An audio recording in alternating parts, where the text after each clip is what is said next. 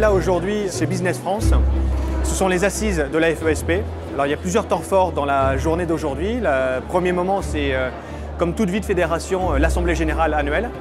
Et la deuxième partie de la journée, cet après-midi, avec un certain nombre de thèmes que l'on va aborder à travers différentes tables rondes. Alors les assises nationales de la FESP cette année se placent sous le signe, on va dire, du social. Thème extrêmement important, permettant entre autres de valoriser nos métiers pour pouvoir justement attirer de nouveaux profils sur l'ensemble du secteur et des différents métiers des services à la personne. Ce qui est important en fait avec une journée comme celle-ci, c'est d'avoir un discours très clair. Oui, nous devons aller chercher la croissance, oui, nous pouvons développer l'activité, mais pour cela, nous avons besoin d'une bonne écoute de la part du gouvernement, de la part des ministères concernés, pour pouvoir mettre en place la contemporanéité du crédit d'impôt. Parce que cela nous permettra d'allier à la fois une politique économique, développement des activités, recettes fiscales supplémentaires pour les pouvoirs publics, politique de l'emploi, je vous l'ai dit rapidement, ce sont près de 200 000 emplois qui sont attendus, et puis politique sociale. Tout simplement parce qu'à cette occasion, l'économie, le secteur va se développer, les recettes vont augmenter, les entreprises auront plus de ressources et nous souhaitons mettre en place une réflexion pour partager les fruits du développement et de la croissance avec nos intervenants. On a comme projet de proposer, de réfléchir à des pistes de politique sociale.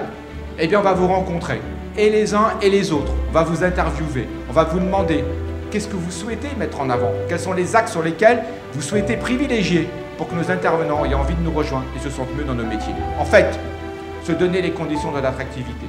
Nous avons eu un travail de fond préparatoire à ces assises qui a consisté au fond à aller chercher les réalités, les constats pour faire des propositions. Ces propositions, on les retrouve dans un livre blanc que nous portons auprès du gouvernement, que nous portons auprès de nos interlocuteurs publics. Ce livre blanc, c'est une force de proposition dans lequel il y a un certain nombre de sujets, dont notamment la partie sociale, pour pouvoir échanger et ouvrir la réflexion sur l'ensemble des métiers du secteur des services à la personne.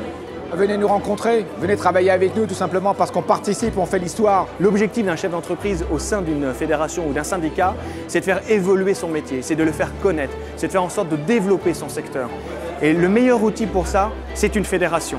Et même si vous n'êtes pas basé à Paris ou en région parisienne, venez adhérer à la FESP parce qu'on a besoin de vous, on a besoin de vos compétences, on a besoin aussi de votre regard extérieur, on a besoin aussi d'avoir un retour sur votre expérience sur les territoires pour pouvoir nourrir notre réflexion, quelle que soit la taille des entreprises et quel que soit le mode d'exercice. N'ayez pas peur de venir adhérer à la FESP pensant que la FESP représente que les grosses structures du secteur, que les gros réseaux. Non, la FESP, c'est aussi des petites et des moyennes entreprises.